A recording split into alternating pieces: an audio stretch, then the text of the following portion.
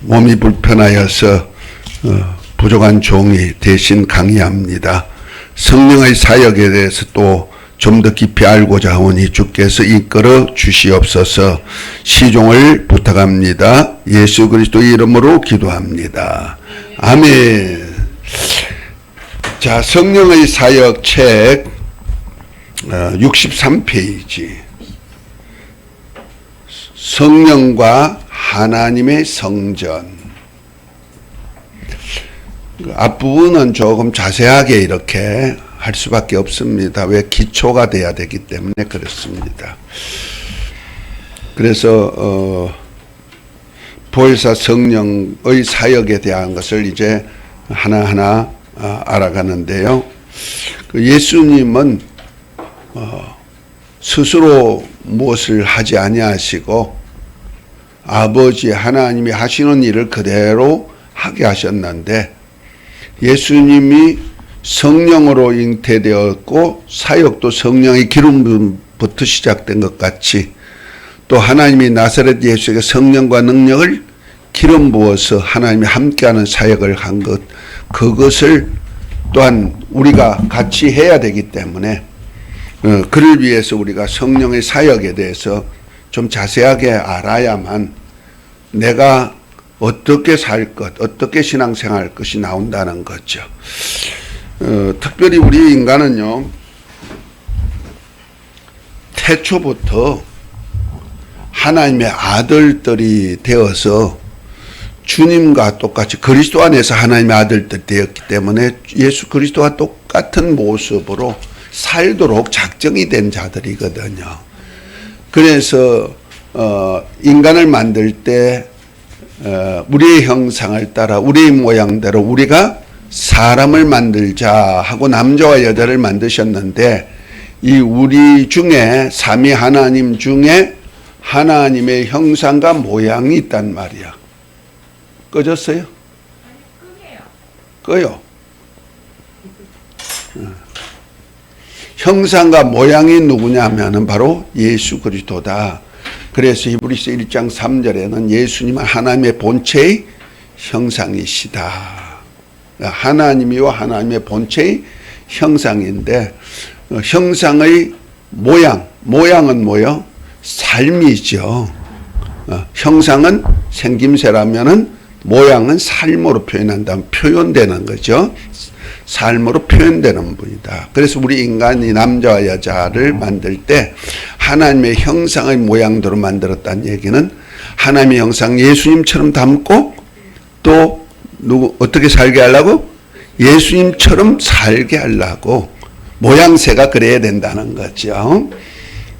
그 개나 돼지는 개 모양으로 살고 돼지는 돼지 모양으로 살아. 그들에게는 보아도 주지 않고 진주도 안 주는 거야. 그렇죠?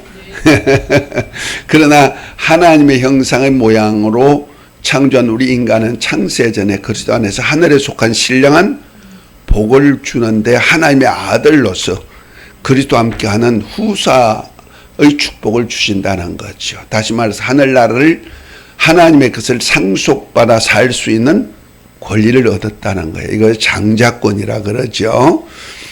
장자는 아버지 하나님을 모시고 아버지의 뜻을 받들어서 그대로 사는 것을 누구라 해요? 장자라 그러죠. 그에게는 그래서 하나님의 모든 소유를 기업으로 받을 권리가 주어지는 겁니다. 이렇게 이끌어 가시는 분이 바로 누구냐면 성령이시란 말이에요. 그래서 예수님께서 하나님의 아들이 이 땅에 오실 때도 성령으로 잉태하셨고, 또 사역하실 때도 성령의 기름 부심 속에 사역하시고, 그리고 하나님 아버지를 모시고 아버지의 뜻대로 생활하는 것도 다 성령으로 사역하셨고 가르치셨다는 거죠. 이해가 되시죠? 그래서 인자로 오신 주의 모습은 누구의 모습이 돼야 된다? 내 모습이 돼야 된다. 내가 주님의 모습을 담는 거예요. 아멘? 그래서 우리 신앙생활이 뭐냐? 주님 모습 담는 겁니다. 그래서 비록 죄인 되었지만은 죄인으로 버려두지 않고 하나님이 부르시고 그리스도 안에서 우리를 부르시고 부르신 그들을 의롭다 하시고 의롭다는 그들을 또한 영화롭게 만드는데 얼마만큼 영화롭게 만들어? 우리 주님이 영광의 보좌에 앉은 것 같은 그 영광까지 이르도록 만들어주는 사역을 하신다는 겁니다. 아멘. 그러기 위해서 하나님께서 예수님께서 우리 몸을 그의 피로 값주고 사가지고 우리를 뭐가 되게 하셨다? 하나님의 성령을 모시는 성전이 되게 하셨다는 거죠. 그러니까 우리 주님, 내 몸은 이제 내 것이 아니에요. 내 몸이 누가 값주고 사셨다? 예? 예수님이 무엇을 주고 값주고 샀어요? 무슨 값으로 샀어요? 피값으로. 예수님의 피값이 얼마인가? 여러분들 수혈 해보셨어요? 그 수혈값이 얼마예요? 옛날에 없는 사람들은 피 팔아가지고 살았어요. 없을 때.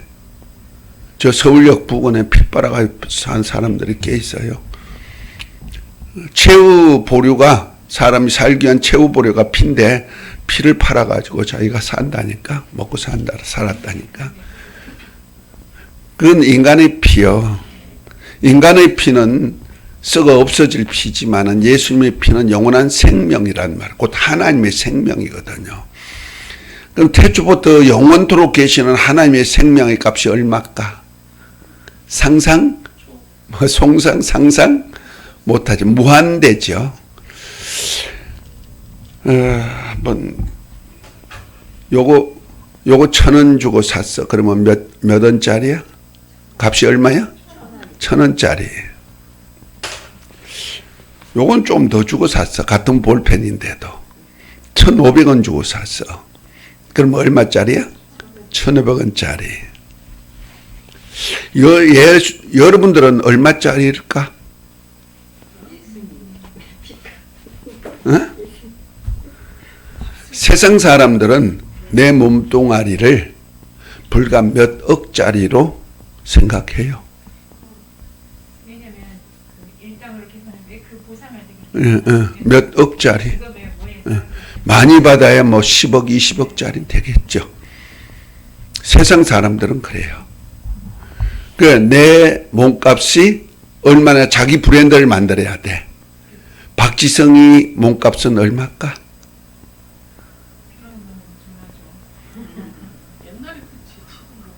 축구 잘하나? 손흥민이 몸값은 얼마일까? 지금 토트넘인가 거기서 축구 선수로 뛰잖아. 그 자기 브랜드 값이거든요. 그러죠? 여러분들 브랜드 값을 만들어야 돼. 자기가 브랜드를 만들어야 돼. 그런데 인간이 만든 값은 학교에서 배워서 또는 자기가 연습하고 훈련해서 이루어진 값이 있죠. 피겨 스케이팅 했던 김연아, 그 몸값도 만만치 않읍디다. 그죠? 그런데 그것도 잠시잖아. 손흥민이도 오래 뛸까? 잠시야. 그러다 보니까 그 몸값이 한정이 있는 거야. 그렇다고 몸값 높이지 말라는 얘기 아닙니다.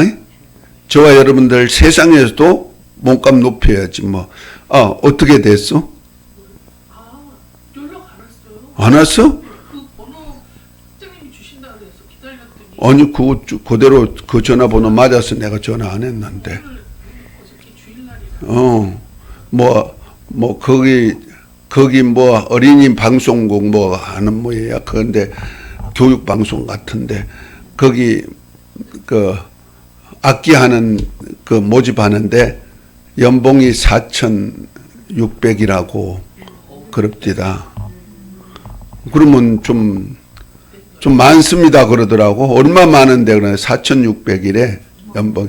그럼 연봉 4,600이 뭐가 많느냐고.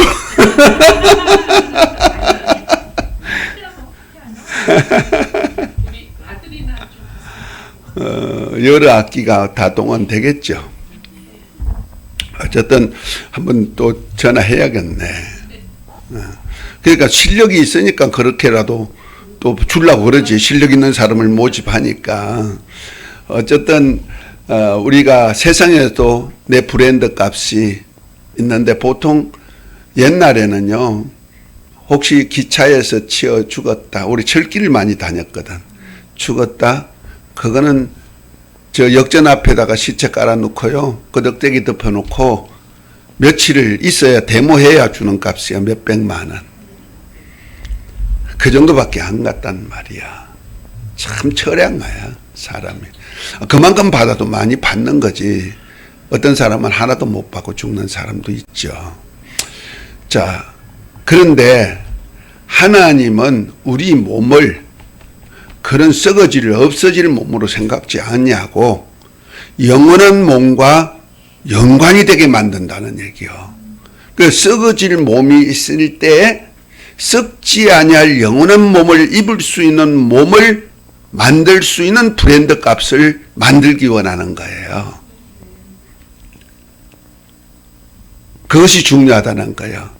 그래서 그걸 아시기 때문에 예수님께서 우리를 피로 우리 몸을 값을 주고 사신 거예요. 그래서 뭐가 되겠다? 계시록 5장 9절 10절에 보면 우리를 하나님이 피로 사서 아버지께 드려서 나라가 되고 곧 하나님의 나라가 되고 제사장이 되게 하시고 땅에서 왕노릇하게 하셨다 말씀하고 있거든요. 그 우리를 아주 왕이 될 수 있는 값으로 올려놨다는 거죠. 땅의 왕. 땅의 왕은 권세자예요. 자, 능력자가 세요? 권세자가 세요? 권세자가 세죠. 재산 많은 사람은 능력 있는 사람이요. 그죠? 그런데 권세자는 대통령은 권세가 없어도 능력자를 부릴 수가 있단 말이야.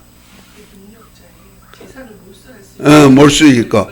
그 옛날에 어떤 대통령이 국제라는 기업체를 한 시간에 망해뜨려 버리는 그런 대통령도 있었잖아요. 전모 대통령이. 전 대통령.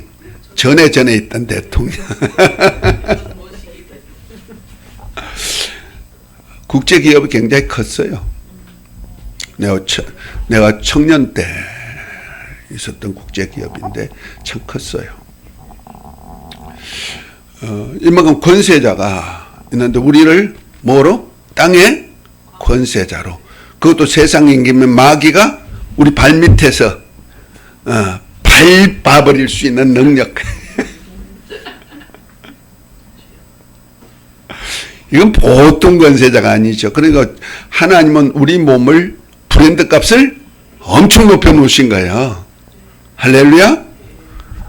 그러니까 이런 차원에서 이제 높여놨는데 이 브랜드 값만 높여놓았다고 브랜드 누가 주나? 이 값에 해당하도록 사역해주는 그렇게 살도록 만들어주시는 분이 계시는데 그분이 누구다? 보혜사 성령이다. 그래서 아버지 하나님의 성령이 우리 안에 오셔가지고 우리를 돕는 자가 되게 만들어진 거야. 뭐 하려고? 예수 그리스도와 똑같은 그 영광의 주의 모습이 될 수 있도록 만들어가는 거다. 그리고 그의 자리까지 이룰 수 있도록 이끌어 가시는 분이 보혜사 성령이십니다. 아멘. 그러니까 보혜사 성령은 시시하게 생각하면 안 되는 거예요.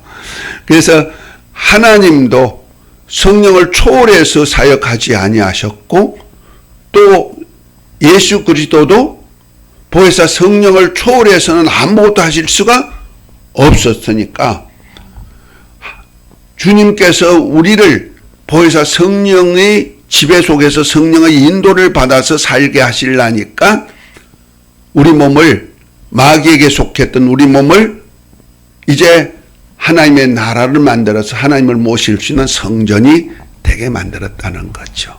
아멘. 그런 차원에서 이제 63페이지 한 번 더 봅니다.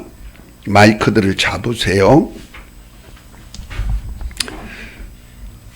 첫 번째로 성령은 거룩한 영으로서 거룩한 곳에 임재하신다는 사실이죠. 히브리서 13장 14절에 거룩함이 없이는 주를 뵙지 못한다고 했습니다. 그러므로 성령은 결코 죄인 속에는 거하실 수 없습니다. 하나님 아버지는 하늘에 계시고 하나님 아들 예수 그리스도는 하나님의 보좌 우편에 계시고 성령은 거룩한 성도들과 함께 계십니다. 그러므로 우리가 주를 모신다 하면 우리가 성전이 되어서 우리 안에 성령을 모시는 것을 말합니다. 우리가 성령을 모심으로써 주님을 모시게 되는 것입니다. 그러나 거룩함이 없이는 주를 모실 수 없습니다.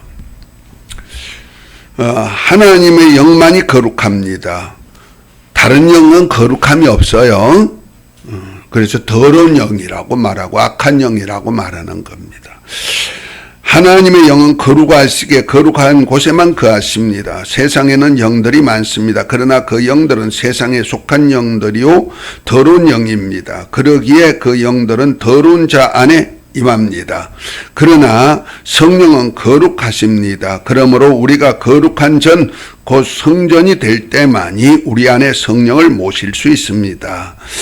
그리스도께서 피 흘리시기 이전 율법 아래 있을 때는 양을 잡고 소를 잡아도 성령이 사람 안에 거하지 않으셨습니다. 양 잡고 소 잡는 것은 하나님의 속죄의 예표로 삼았을 뿐 그것이 그들의 죄를 없이 하지 못했기 때문입니다. 그러므로 이를 보증하신 보혜사가 없습니다. 그러나 이제는 하나님 아들 예수 그리스도의 보혈로 깨끗해지고 거룩하게 된 그 순간에 성령이 임하시는 것입니다.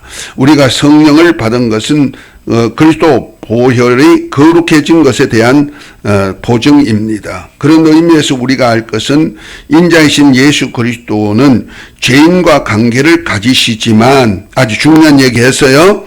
예수님은 누구와 관계가 갖는다? 죄인과 관계를 갖는 거예요. 그래서 예수님은 의인을 부르러 온 것이 아니고 죄인을 불러 해결시키러 오셨다 그랬죠. 그래서 죄인과 세리와 죄인들의 친구가 되신 거예요. 그러나 성령은 죄인과 상관하지 않습니다. 이거 특색이 있다는 거죠. 그래서 예수님께서 영광 받으시기 전에는 단 한 사람에게도 성령이 임하신 적이 없었습니다.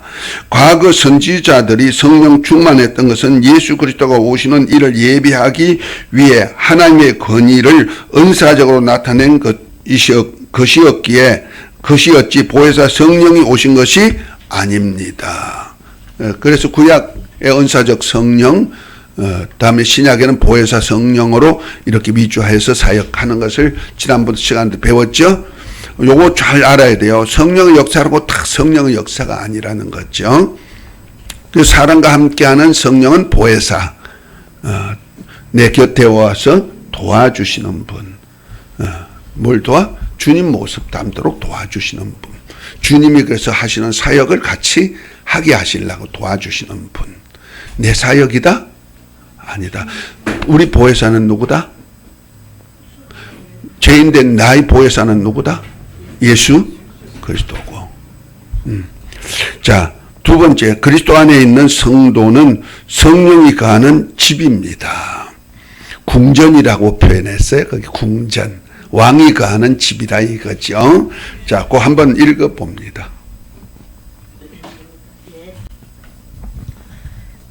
성도는 성령을 모신 자들입니다. 이는 왕의 권위와 영광이 성령 받은 성도 속에 비치는 것과 같습니다. 그러므로 성도는 영광의 왕, 승리자로 오신 예수님을 모신 궁전이 되는 것이고 하나님을 모신 성전이 되는 것입니다. 그래서 성경에 너희는 하나님의 성전이라고 했습니다. 너희가 하나님의 성전이라고 할 때 쓴 나오스는 하나님만이 거하시는 성전, 곧 지성소라는 말입니다. 그러므로 이 성전은 아무도 들어갈 수 없는 오직 하나님만이 독점하실 수 있는 장소요. 아무도 임의로 차지할 수 없고 침범할 수 없는 오직 하나님만이 독점하시는 집무실입니다. 그러므로 성령 받은 우리는 영광의 주이신 예수님만이 차지하실 영광의 장소요. 그분의 성전이요 집무실입니다. 고린도전서 3장 9절에 너희는 하나님의 집이라 하였고 6장 19에서 20절에는 너희 몸은 너희가 하나님께로부터 받은 바 너희 가운데 계실 성령의 전인 줄을 알지 못하느냐. 너희는 너희 것이 아니라 값으로 산 것이 되었으니 그런즉 너희 몸으로 하나님께 영광을 돌리라고 하였습니다. 그리고 3장 16절에는 너희가 하나님의 성전인 것과 하나님의 성령이 너희 가운데 거하시는 것을 알지 못하느뇨 하여 우리를 하나님의 성전이라고 했습니다. 그러므로 우리가 성령의 전이라면 성령께서 우리를 자기의 집으로 쓰시기에 불편함이 없어야 합니다. 우리의 손이나 발이나 눈이나 머리나 마음이 주님의 쓰시기에 불편함이 없어야 합니다. 조금이라도 방해되지 않도록 해야 합니다. 성령은 죄인을 찾아오신 것이 아니라 자기 일을 하기 위해 자기의 집무실인 성전을 찾아오셨습니다. 예수님께서 그의 피로 우리를 사서 아버지께 드려서 하나님의 성령이 거하게 하신 그의 집으로 삼으신 것입니다. 그러므로 그가 우리 안에 오셔서 계획하시고 명령하시며 모든 작업을 마음대로 하실 수 있는 집무실입니다.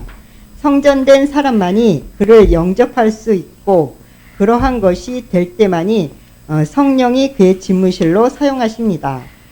예수 그리스도께서 떠나 하늘로 가시고 보혜사가 오신 것이 우리에게는 큰 유익으로서 이루 말할 수 없는 큰 은혜 위에 은혜입니다. 이는 예수님께서 성령으로 영광의 주 하나님의 왕권을 가지고 자기 처소에 찾아오셔서 자기의 일을 하고자 하신 것이기 때문입니다. 그러므로 우리는 오직 성령이 주인으로 자신이 원하시는 뜻대로 직무하시도록 제공해 드려야 합니다.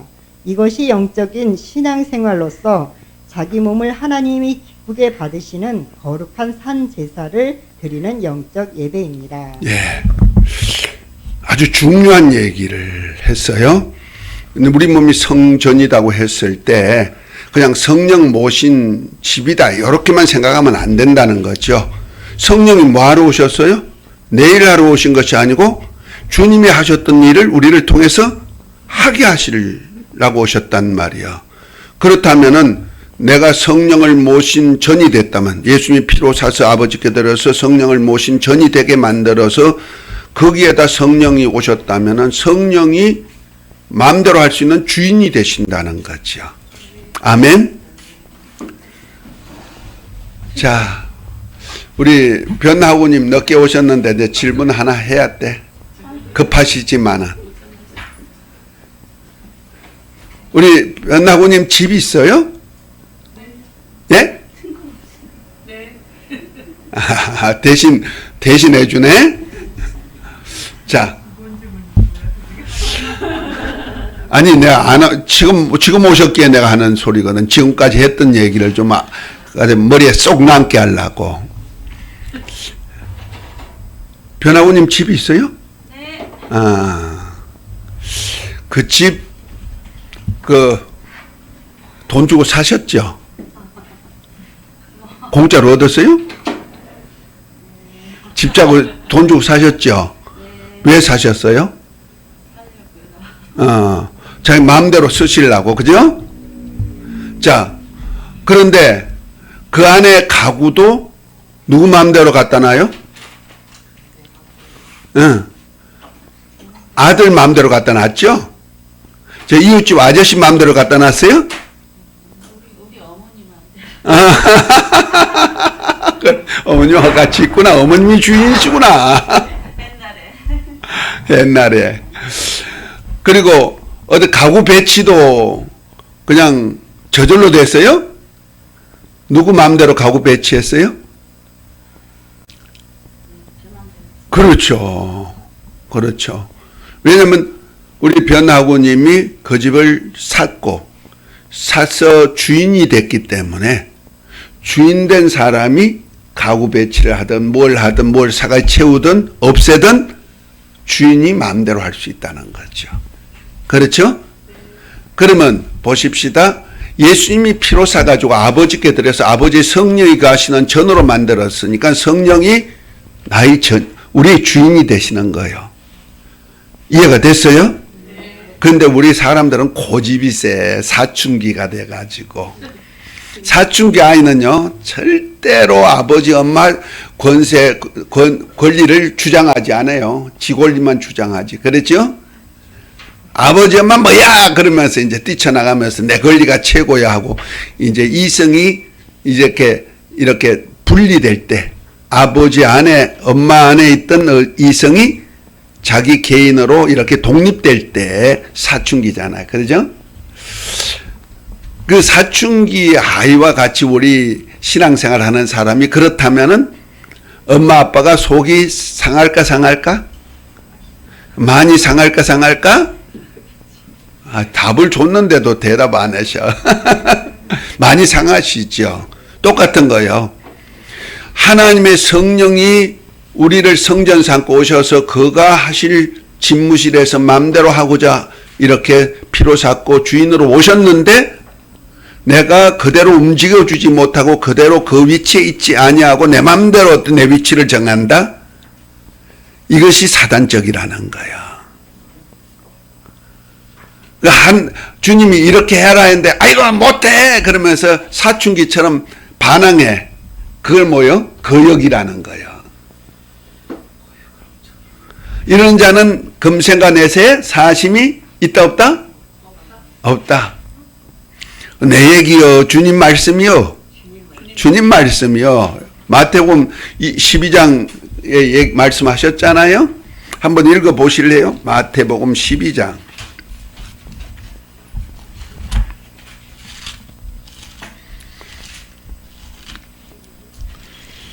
28절에 보면은 성령으로 귀신을 쫓아내는 것이면 하나님의 나라가 벌써 너에게 임하였다 이렇게 말씀하시고 난 다음에 하신 말씀이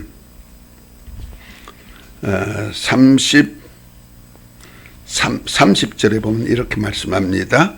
나와 함께 아니하는 자는 나를 반대하는 자요 나와 함께 모으지 아니한 자는 해치는 자니라. 그러므로 내가 너희에게 이르노니 사람이 모든 죄와 해방은 사심을 얻되 성령을 해방하는 것은 사심을 얻지 못하겠고 또 누구든지 말로 인자를 거역하면 사심을 얻되 누구든지 말로 성령을 거역하면 이 세상과 오는 세상에도 사심을 얻지 못하리라 그랬어요. 여기서 인자로 오신 예수님은 을 해방하든지 거역해도 뭐 받을 수 있다? 그 죄에 대해서는 용서받을 수 있다는 거예요. 왜냐하면 예수님은 그리스도로 오셨기 때문에 그렇습니다. 우리 죄를 담당하시기 위해서 오셨기 때문에 용서가 되어집니다. 아멘입니까? 그러나 성령은 거룩한 영이요 거룩한 곳에만 활동하시는 영이시기 때문에 그래서 더러운 영인 귀신을 쫓아내는 사역을 할 때 거룩한 하나님의 나라가 된다는 거잖아요. 그 하나님의 나라, 거룩한 나라를 세우는 사역을 해방했다? 거역했다? 그런다면 이 세상 내도 다시 오는 영원한 세상에도 사함을 받을 수 없다고 말씀하신 거예요. 자, 그런 차원에서 한번 봅니다. 해방은 누가 해요? 마귀와 그 사자들이 하죠. 그렇죠? 그 적그리스도 같은 자들, 그렇죠? 거짓 선자 같은 자들, 이런 자들이 한단 말이에요. 그러면 거역은 누가 해요? 어떤 사람이 해요? 세상 사람이 해요? 믿는 자가 하는 거예요. 예수님을 믿고 따른다는 사람들이 한단 말이야. 그 사춘기 아이요. 성령께서 이렇게 하자 하고 했는데 에이 싫어 내 마음대로 할 거야. 그 사춘기 아이거든. 그 거역이야. 그러니까 사단적인 일을 해도 사심이 없고 성령을 모신 하나님의 아들들이 성령의 말씀을 듣지 않고 지 고집대로 하는 것도 불순종이죠. 그죠? 그 거역이라는 거야. 그도 사심이 없다. 왜? 하나님은 그가 피로 산 글을 자기 마음대로 자기 마음대로 쓰려고 하니까 그러신 거야. 모르고 했을 때 다시 인지가 돼 있어. 모르고 하면은 회개의 기회가 있어요.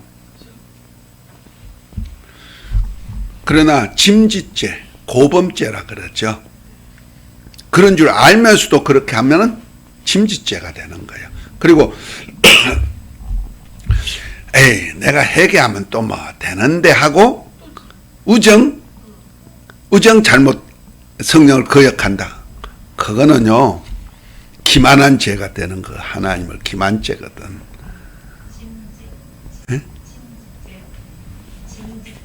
짐짓죄. 그럴 줄 알고 용서해 주실 줄 믿고 그냥 이번에는 죄질 거야. 그렇게 하는 사람. 고범죄라고도 하죠. 기만죄를 짓는 사람 의외로 많더라고요. 많죠. 나는 아닐까. 나도 많다는 거죠. 살면서도 짓더라고요. 그런데 참 감사한 것은 그럴지라도 성령이 내가 잘못 행할지라도 성령이 떠난다? 성령이 받은 사람은 성령이 떠나지 않고 오히려 내가 잘못한 것에 대해서 아버지께 직접 고하시는 거야. 그래서 나를 바른 길로 이끌어가도록 도우시는 역사가 있는 거예요. 그 도우심의 역사에 대해서 로마서 8장을 보면 이렇게 말씀하고 있습니다. 로마서 8장을 한번 찾아볼까요?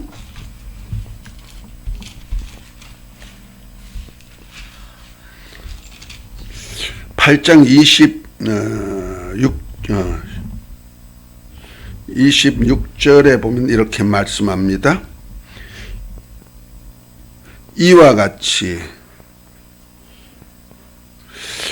성령도 우리의 연약함을 도우시나니 우리가 마땅히 빌 바를 알지 못하고 오직 성령이 말할 수 없는 탄식으로 우리를 위하여 친히 간구하시느니라. 마음을 감찰하시는 이가 성령의 생각을 아시나니 이는 성령이 하나님의 뜻대로 성도를 위하여 간구하심이라 그래.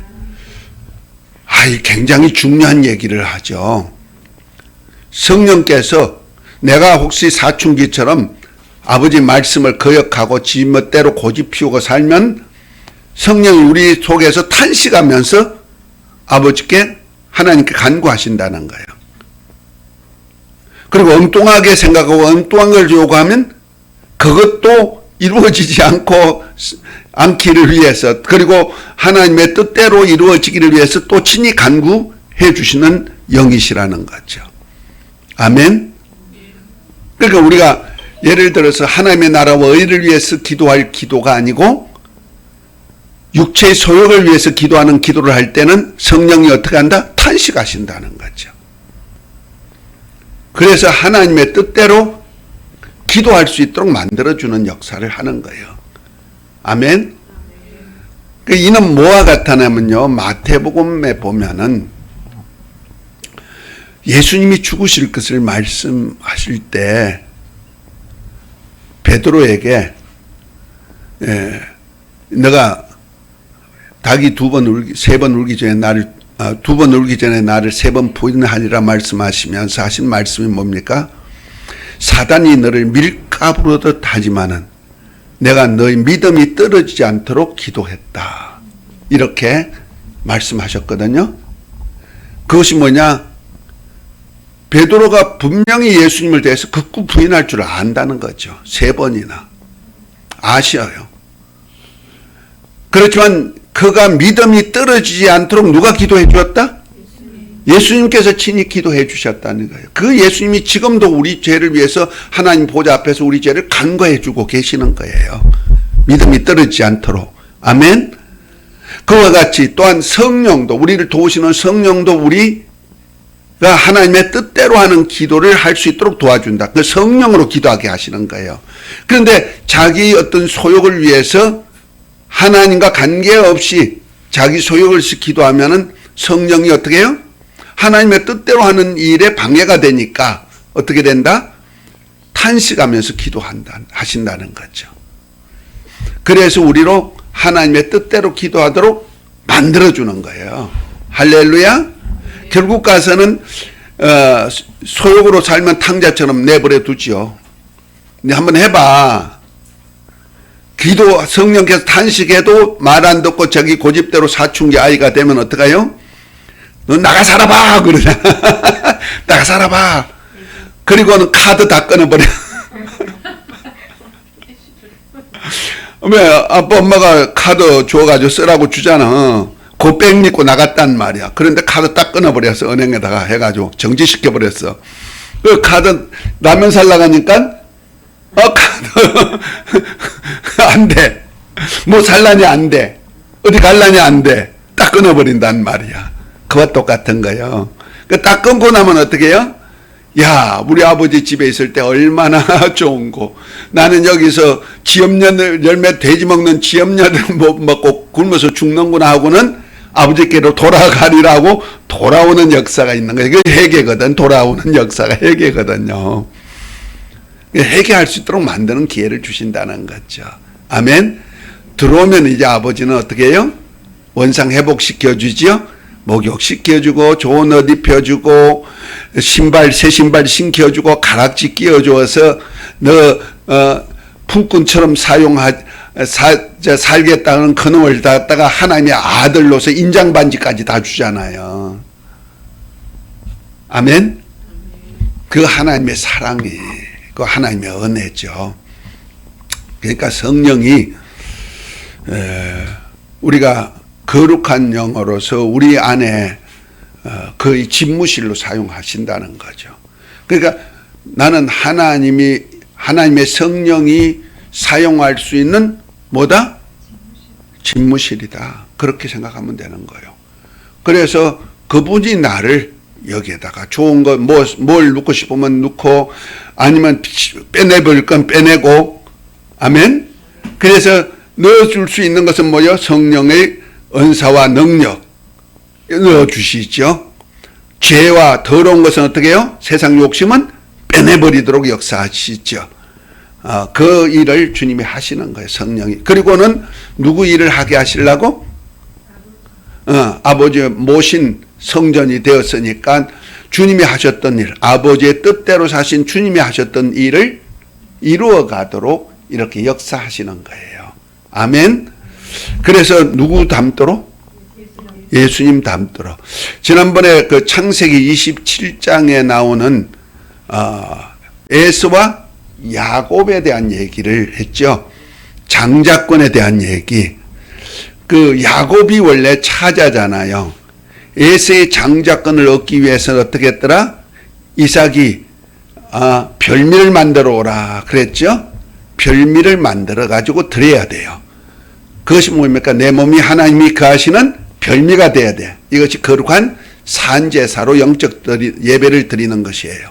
그러니까 하나님의 거룩하시고 선하시고 온전한 뜻이 무엇인지 분별하여서 내 몸을 하나님이 기뻐 받으시는 거룩한 산제사로 드리라. 이건 너희가 드릴 영적 예배니라 그랬다. 로마서 12장 1절 2절이죠. 그러니까 내 몸을 하나님께 드리는 영적 예배가 별미예요. 그 별미를 만들어 오라 그랬죠.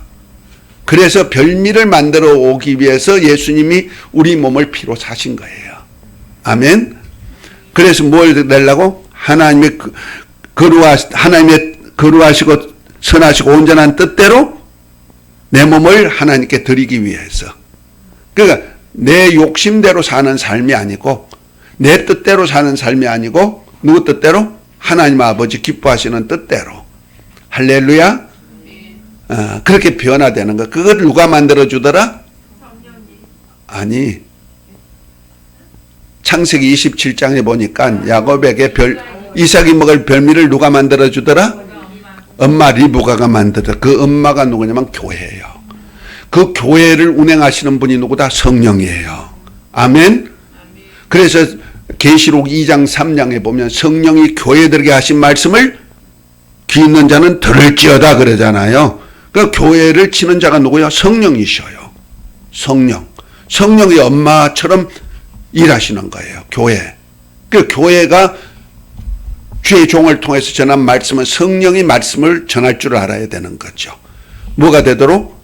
그 몸이 하나님이 기뻐 받으시는 거룩한 산제사로 영적 예배 드릴 수 있도록 하나님이 선하시고 기뻐하시고 온전한 뜻을 잘 가르쳐서 그 뜻대로 살 수 있도록 만들어줘야죠. 이것이 성령이 교회에 가신 말씀을 통해서 가능하다는 거죠.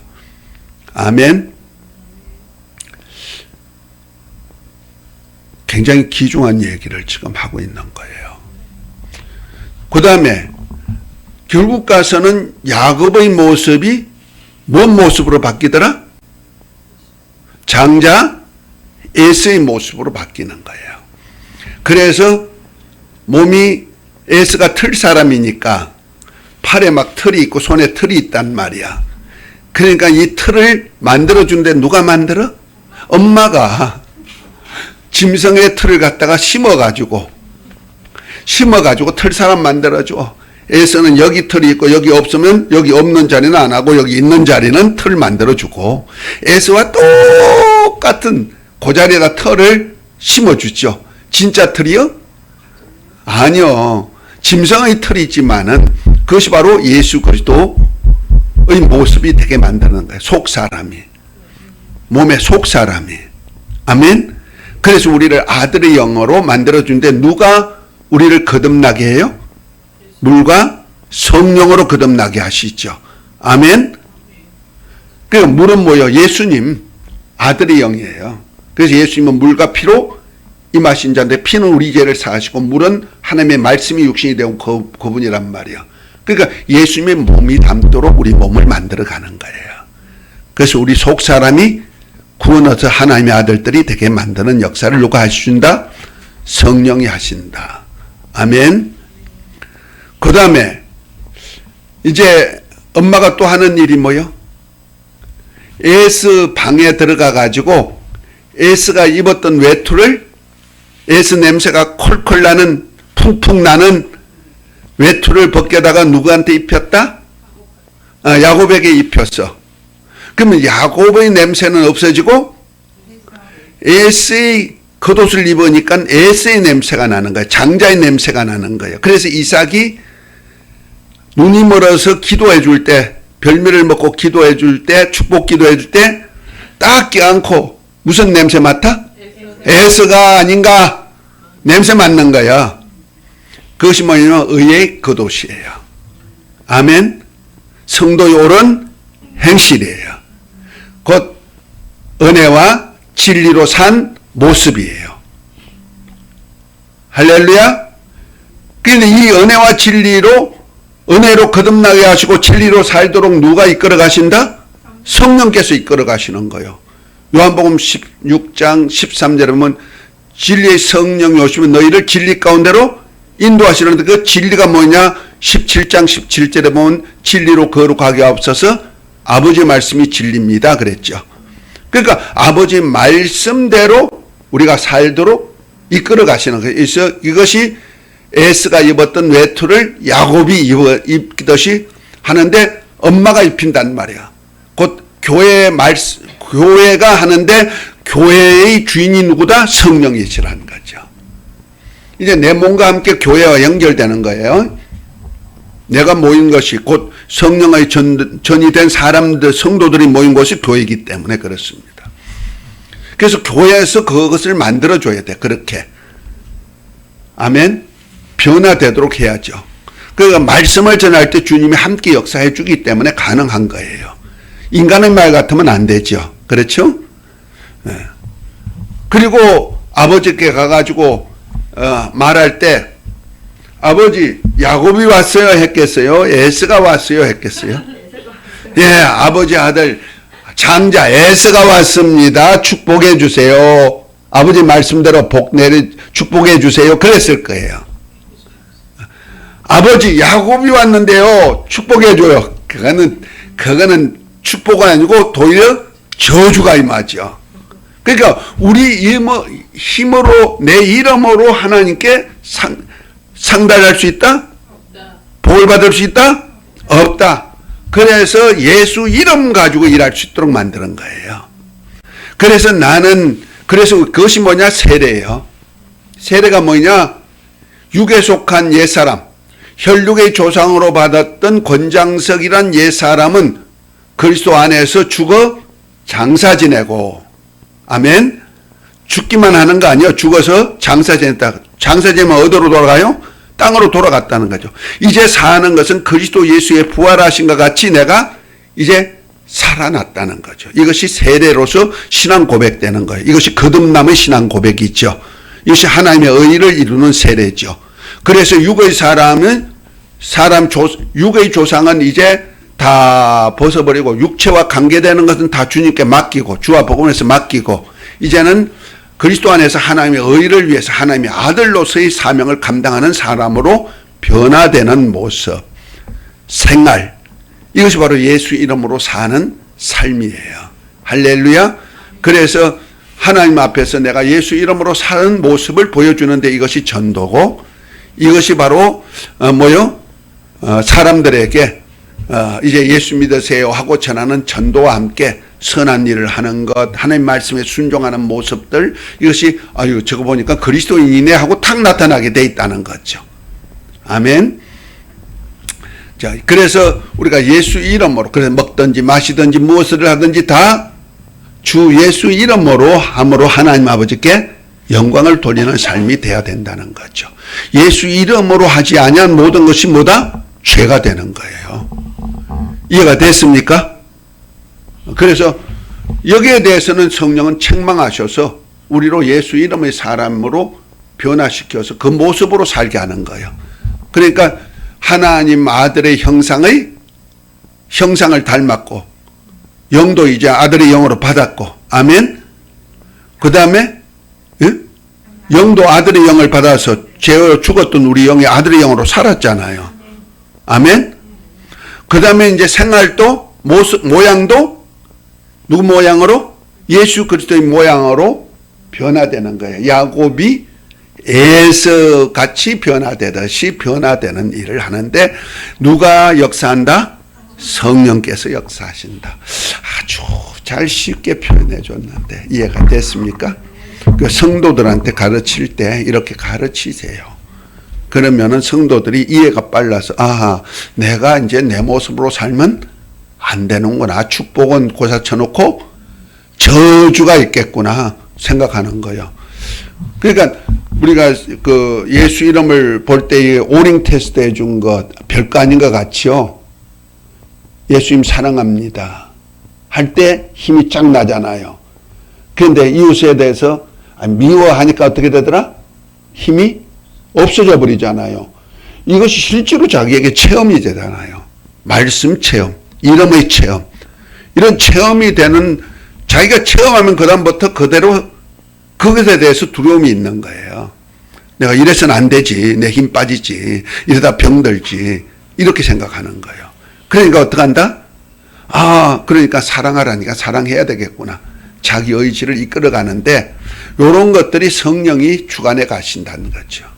아멘. 그래서 우리 현실을 보면요.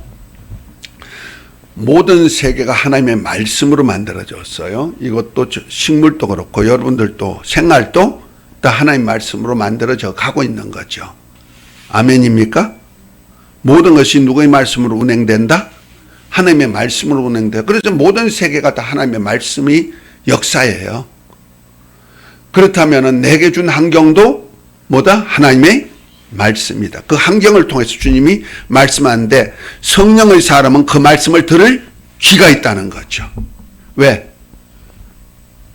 세상 사람들은 영원히 죽었기 때문에 그 소리를 들을 수 있다 없다? 없다. 현실만 보이는 거예요. 그런데 하나님의 아들로 거듭난 사람은 영이 살았기 때문에 이 세상에 말씀하시는 하나님의 음성을 들을 귀가 살아있는 거예요. 음성을 들을 귀가 있다 이 말이요.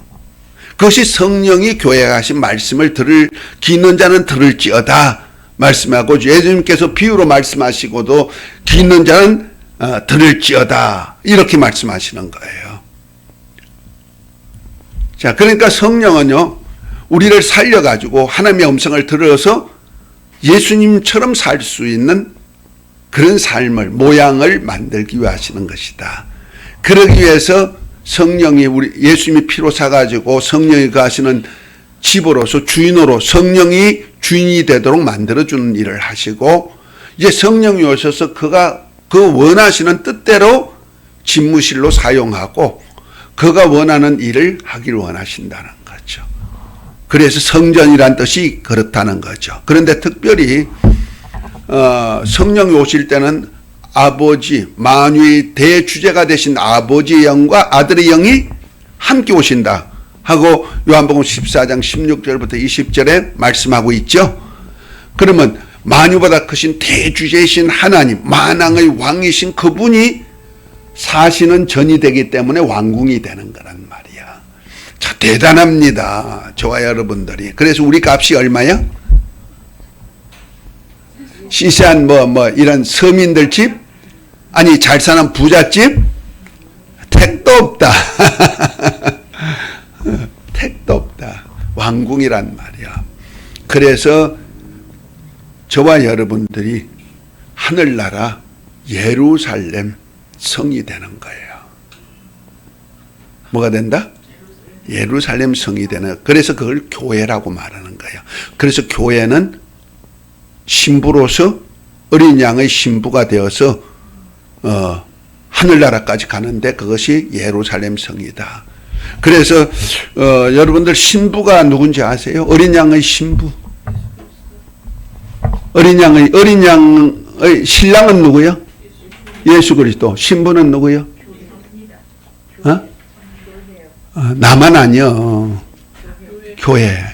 우리. 그것이 하늘나라 뭐다? 예루살렘 성이에요. 그래서 계시록 21장을 한번 봅니다. 신부, 그래서 어린 양의 결혼식 신부 때 옳은 행실을 행한 자들이 첫째 벌에 참여하죠. 성도들이 이제 예수 그리스도의 소곡, 구원의 소곡과 의의 겉옷을 입은 자만이 어린 양의 혼인잔치에 참여하잖아요. 첫째 벌에. 그것이 바로 교회가 되는 거죠. 하늘나라 교회. 자, 그래서 21장 1절부터 2절 한번 읽어봅니다. 마이크 잡고 읽으세요. 또 내가 새 하늘과 새 땅을 보니 처음 하늘과 처음 땅이 없어졌고 바다도 다시 있지 않더라. 또 내가 봄에 거룩한 성 새 예루살렘이 하나님께로부터 하늘에서 내려오니 그 예비한 것이 신부가 남편을 위하여 단장한 것 같더라. 네, 이제 영감으로 받은 건데 그 하늘로부터 내려오는 새 예루살렘, 이 땅의 것이 없어지고 난 다음이에요. 이 세상은 없어지고 난 다음에 하늘로부터 새 예루살렘이 그 사람이 살던 이 땅이 있던 곳에 내려오는 거예요. 내려오는데 보니까 거룩한 성 새 예루살렘이요. 그런데 그것이 누가 준비했다? 신부가 남편을 위해서 준비한 것이네요. 남편이 신부를 위해서 준비한 것이 아니고 신부가 남편을 위해서 준비했다는 거예요. 그래서 자 7절부터 한번 봅니다. 아니 9절. 일곱 대접을 가지고 마지막 일곱 재앙을 담은 일곱 천사 중 하나가 나와서 내게 말하여 가로되 이리 오라. 내가 신부 곧 어린 양의 아내를 내게 보이리라 하고 성령으로 나를 데리고 크고 높은 산으로 올라가 하나님께로부터 하늘에서 내려오는 거룩한 성 예루살렘을 보이니 하나님의 영광이 있음에 그 성의 빛이 지극히 귀한 보석 같고 벽옷과 수정같이 맑더라. 예. 자 보십시다. 성령께서 신부를 보여준다고 사도 요한을 영적으로 이렇게 높은 곳으로 올린 거예요. 영원히 올라간 거겠죠. 자 그랬더니 이제 신부를 딱 보여주는데 뭘 보여줬다? 새 예루살렘 성을 보여주는 거예요. 이거 신부다는 거죠. 근데 그 신부가 이제 쭉 읽어보면 나옵니다만은 예루살렘 성의 기초석이 무엇으로 되어 있어요? 12사도의 이름으로 되어 있죠. 12보석이 있는데 예루살렘 성의 기초석이 12보석인데 12사도의 이름이 있는 거예요. 자, 그 12사도의 이름 있죠. 그 다음에 어디 있어? 그거 어디 있는데? 예? 14절에 나오죠. 그 성의 성곽은 12기초석에 그 위에 어린 양의 12사도의 12이름이 있더라. 이랬죠. 그 다음에 이제 그 위에 12보석 위에 뭐요? 백옥으로 쌓였다 그랬어요. 이 백옥은 뭐냐면 성도의 옳은 행실로 보면 되는 거예요. 그러니까 성도들이 같이 산 거야. 그러니까 베드로가 예수님께 주는 그리스도시요 살아계신 하나님의 아들입니다. 신앙 고백한 고백 위에 뭘 세운다? 교회를 세운다는 거예요. 교회를 세우는데 이 교회가 바로 베드로의 제자들의 신앙 고백 위에 세운 거예요. 그래서 제자들이 교회의 터가 되는 거예요. 터가 되고 그 위에다가 성도들이 하나가 되어서 교회가 이루어지는데 이것이 하늘나라 뭐다? 예루살렘 성이다 하는 거예요. 그래서 주는 그리스도시요 살아계신 하나님의 아들입니다. 고백한 베드로의 신앙 위에 내가 이 반석 위에 내 교회를 세우리니 엄부의 권세가 이기지 못하라면서 천국 열쇠를 내게 주리니 내가 땅에서 매면 하늘에서 매고 땅에서 풀면 하늘에서 풀리리라 하면서 교회가 하는 일이 하늘나라와 연관이 되어져 있는데 그 하늘나라 어디와 연관되어 있다? 예루살렘 성과 연관되어 있다. 그래서 에베소서에 보면은 교회론을 말한 에베소서는요, 교회론 얘기하죠. 교회의 머리는 예수님이고 교회는 그의 몸인데 6장에 보면 뭐랍니까? 신랑과 신부를 얘기하면서 예수 그리스도와 교회에 대한 얘기를 비밀을 얘기하고 있는 거예요. 그러니까 신랑은 누구다? 예수님이고 교회는 뭐이다? 신부다. 예수님의 신부다 이렇게 말하는데 이것이 신부된 교회가 어디와 연결되어 있다? 하늘나라 예루살렘, 새 예루살렘이란 말이야.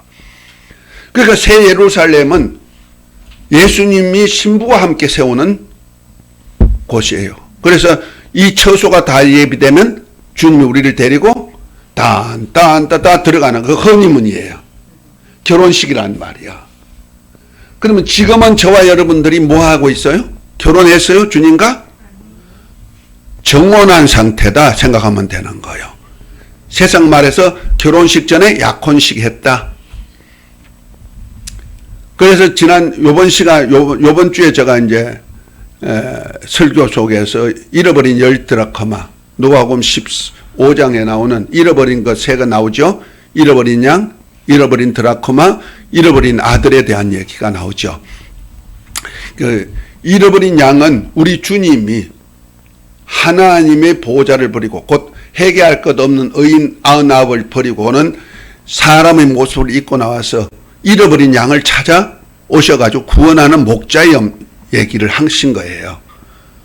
선한 목자로서 잃어버린 양을 찾아가지고 오시는 거예요.